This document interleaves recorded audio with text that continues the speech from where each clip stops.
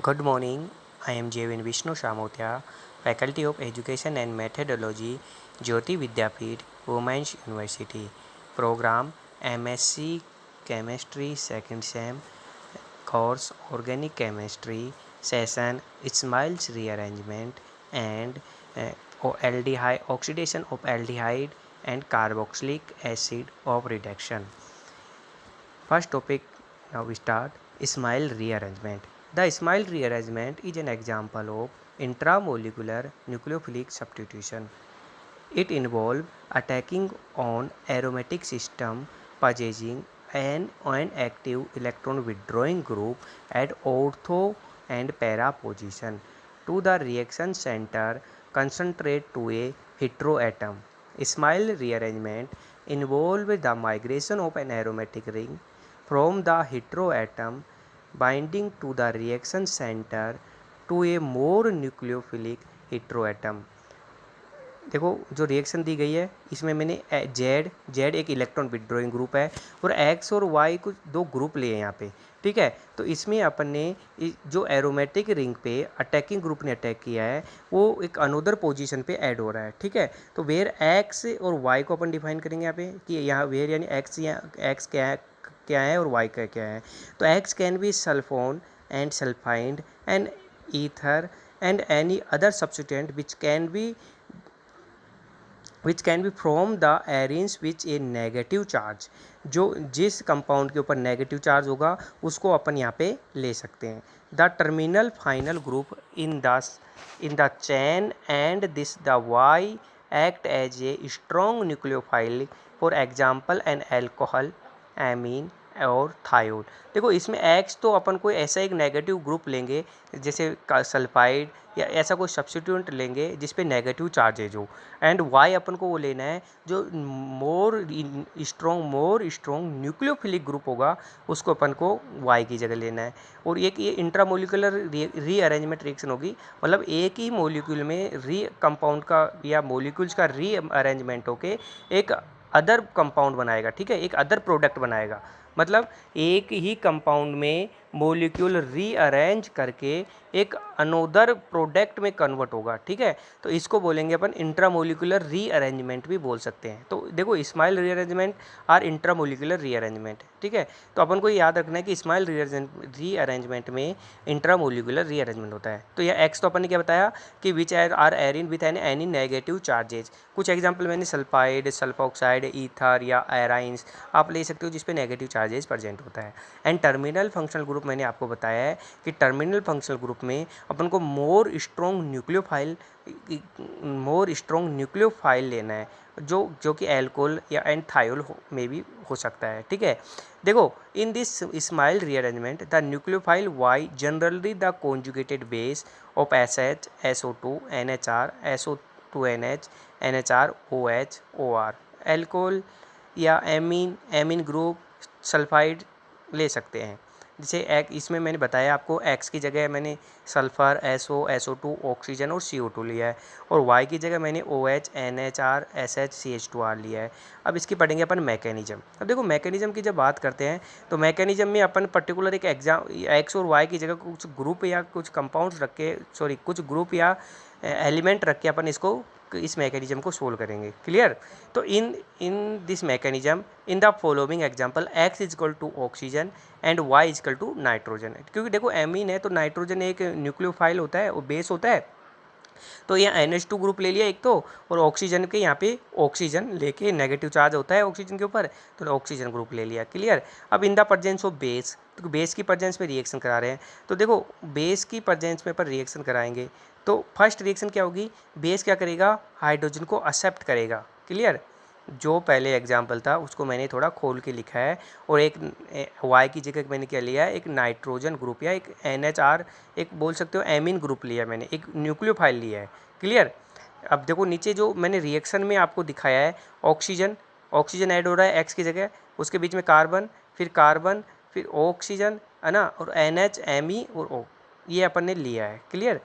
एक न्यूक्लियोफाइल लिया है। ओके, अब इसकी रिएक्शन करा रहे हैं अपन ETO के साथ, H+ एक्सेप्ट किया इसने, क्योंकि बेस की करंट क्या होती है H+ एक्सेप्ट की। जैसे ही H+ एक्सेप्ट करता है और इस पर बॉन्ड फॉर्मेशन हो जाती है, मतलब हाइड्रोजन H+ से बेस क्या करता है H+ को एक्सेप्ट कर लेता है और बॉन्ड ट्रांसफ़र हो जाता है किसके ऊपर, नाइट्रोजन के ऊपर, और नाइट्रोजन पे एक लोन पेयर आ जाता है जिसको मैं नेक्स्ट स्टेप में रेड कलर से शो कर रखा है। अब जो नेक्स्ट स्टेप में रेड कलर से जो नाइट्रोजन होता है, नाइट्रोजन पे लोन पेयर है, ये लोन पेयर डायरेक्ट डोनेट होता है बेंजीन रिंग पे। जैसे ही बेंजीन रिंग पे डोनेट करता है बॉन्ड ट्रांसफ़र हो जाता है और एक 5 मेंबर रिंग अपने पास कन्वर्ट हो जाती है, 5 मेंबर रिंग अपने पास बन जाती है। क्लियर? तो देखो 5 मेंबर रिंग्स 1 2 3 4 5 मेंबर रिंग आपको मिल रही होगी। ठीक है, जैसे ही 5 मेंबर रिंग कन्वर्ट होती है तो बेंजीन रिंग पे क्या आ जाता है, नेगेटिव चार्ज। अब देखो उसकी उस जो लास्ट में लिखा हुआ है, लास्ट का जो प्रोडक्ट है, जो 5 मेंबर रिंग है, इसमें बेंजीन रिंग की एरोमेटिसिटी डिस्टर्ब हो रही है, नेगेटिव चार्ज आ रहा है और एक carbon, one carbon are sp3 hybridised और another carbon are sp2 hybridised, तो इसके एरोमेटिसिटी डिस्टर्ब हो रही है तो वापस बॉन्ड क्या करेगा, ट्रांसफ़र करेगा, नेगेटिव चार्ज वापस बॉन्ड ट्रांसफ़र करेगा और बॉन्ड ट्रांसफ़र करने के साथ ही कार्बन ऑक्सीजन बॉन्ड ब्रेक हो जाएगा। क्लियर? तो इसमें देखो कार्बन ऑक्सीजन बॉन्ड मैंने ब्रेक कर दिया, तो यहाँ क्या बचा, देखो रेड कलर से मैंने जैसे ही बेंजीन के कार्बन से ऑक्सीजन अटैच हो रहा है तो मैंने इसको ब्रेक कर दिया। क्लियर? क्यों हो रहा है ब्रेक? क्योंकि बेंजीन रिंग में एरोमेटिसिटी डिस्टर्ब हो रही है और नेगेटिव चार्ज है, तो लोन अपने इलेक्ट्रॉन बेंजीन रिंग को दे के उसकी एरोमेटिसिटी को स्टोरेट करेगा। ठीक है, तो इसकी वजह से जैसे इलेक्ट्रॉन देता है, इलेक्ट्रॉन देने से कार्बन ऑक्सीजन बॉन्ड ब्रेक हो जाता है। क्लियर? जैसे कार्बन ऑक्सीजन बॉन्ड ब्रेक होता है तो ये नेक्स्ट कंपाउंड बनता है अपने पास जो दिखाया गया है। इसमें देखो लोन पेयर जो बॉन्ड ब्रेक हो रहा है तो ऑक्सीजन पर लोन पेयर आ जाएगा और लोन पेयर यदि मैं वापस बेस लाता हूँ तो बेस H+ एक्सेप्ट करता है, लोन पेयर H+ एक्सेप्ट कर लेगा और OET मतलब एथिल ऑक्साइड बाहर हो जाएगा।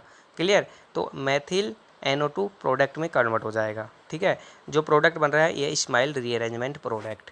ओके, तो ये हो गई स्माइल रीअरेंजमेंट। इसमें ये याद रखना है आपको, X की जगह ऑक्सीजन लेना है और Y की जगह नाइट्रोजन लेना है। ये पर्टिकुलर आप जो फॉर एग्जांपल मैंने ऊपर दिखाया गया है X और Y, तो आप ये ले सकते हैं। देखो स्माइल रीअरेंजमेंट में सबसे बड़ी एक बात याद रखनी है, एक तो 5 मेंबर रिंग स्पीसीज बनती है और ये जो रीअरेंजमेंट होता है वो इंट्रामोलिकुलर रीअरेंजमेंट होता है। इसमें बॉन्ड ब्रेक होता है और बॉन्ड फॉर्मेशन होती है। और इसमें पहले भी आपको बताया गया कि ortho position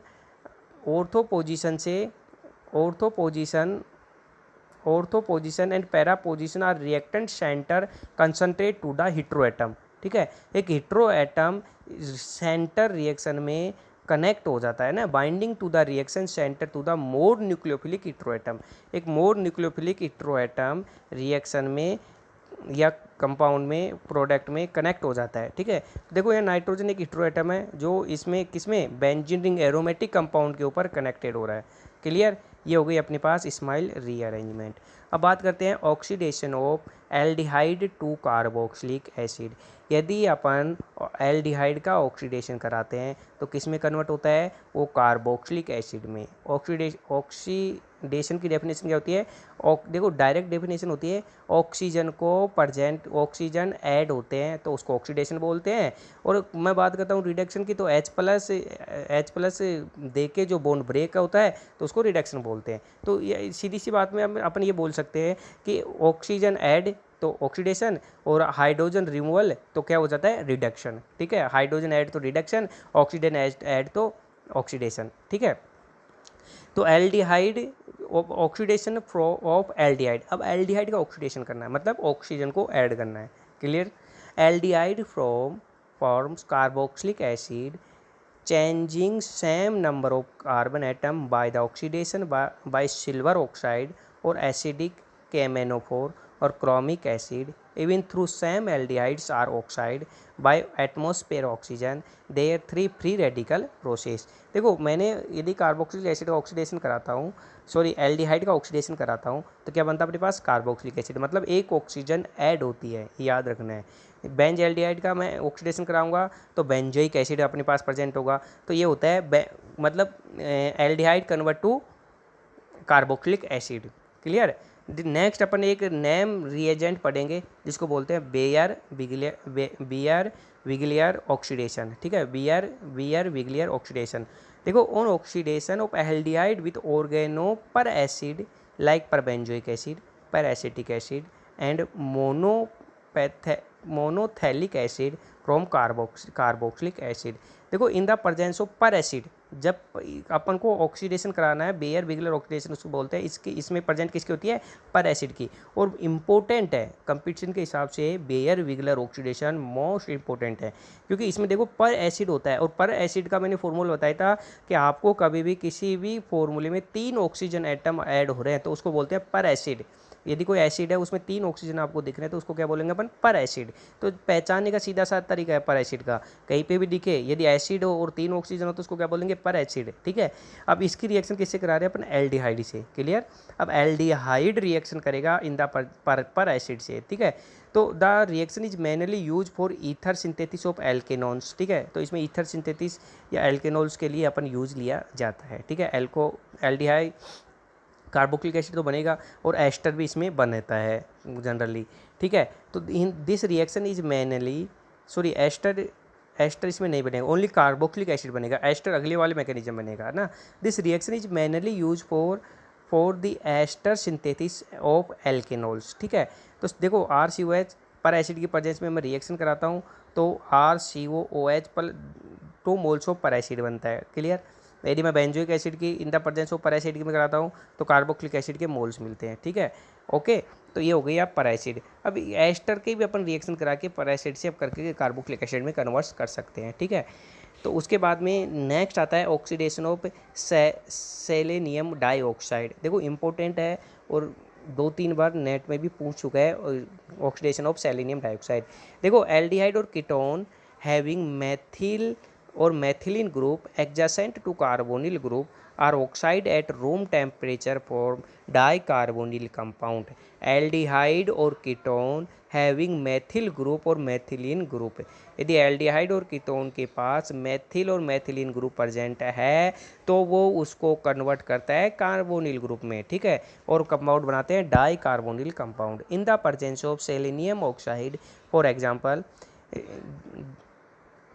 glycogen in the obtained form acetaldehyde and methyl glycogen is obtained form acetone। देखो CH3CHO की प्रेजेंस, मैंने एक एल्डिहाइड ग्रुप लिया है, इसकी सेलेनियम ऑक्साइड से रिएक्शन कराई है और 2 मोल्स ऑफ अपन को एल्डिहाइड मिल रहे हैं इन the presence of CE and H2O। CH3CO CH3 SiO2 से रिएक्शन कराते हैं तो अपने पास बनता है CH3COCHO प्लस, मतलब बेंज एल्डिहाइड के 2 मोल्स मिलते हैं।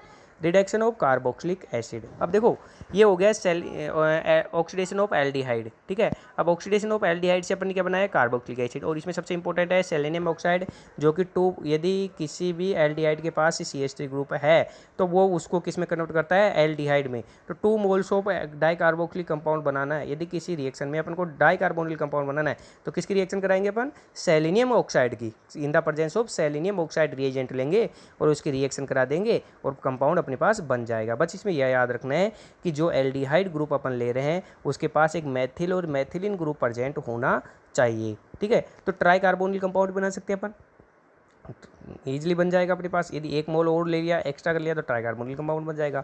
अब बात करते हैं रिडक्शन ऑफ कार्बोक्सिलिक एसिड। देखो रिडक्शन ऑफ कार्बोक्सिलिक एसिड तो फर्स्ट आता है फॉर्मेशन ऑफ एल्केन्स। देखो बाय रिडक्शन फर्स्ट पढ़ रहे हैं by red phosphorus and HI। All the alkanoic acid are reduced by red phosphorus and HI at 43300 Kelvin temperature and higher pressure to the form alkanes। यदि carboxylic acid का reduction कराता हूँ तो किस में कन्वर्ट होता है, वो एल्केन में। जब भी कार्बोक्सिलिक एसिड का रिडक्शन कराओगे एल्केन में कन्वर्ट होगा, ओके। तो यार कार्बोक्सिलिक एसिड का रिडक्शन कराने में किस में कन्वर्ट होता है, एल्केन में, और वाटर मॉलिक्यूल बाहर होता है। तो RCOH in the presence of HI, red phosphorus, और क्या बन रहा है, RCH3CI plus 3I2 plus 2H2O। देखो नेक्स्ट है by catalytic hydrogenation. On hydrogenation of alkanoic acid with hydrogen in the presence of catalyst alkanes are formed.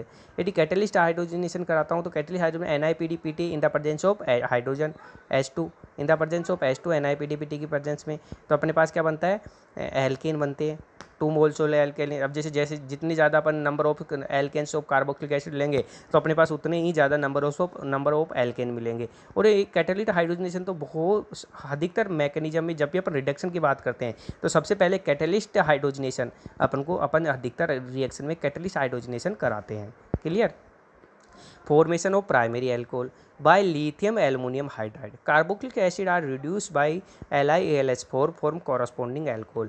Carboxylic acid in the presence of LiAlH4 lithium aluminium hydride के presence में alcohol देता है।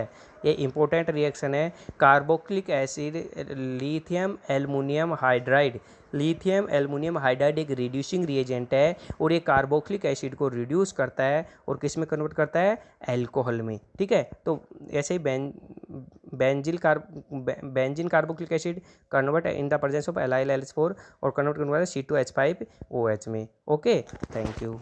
ये हो गई अपने पास carboxylic reduction of carboxylic acid और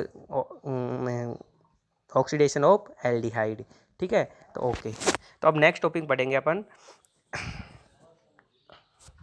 थैंक यू।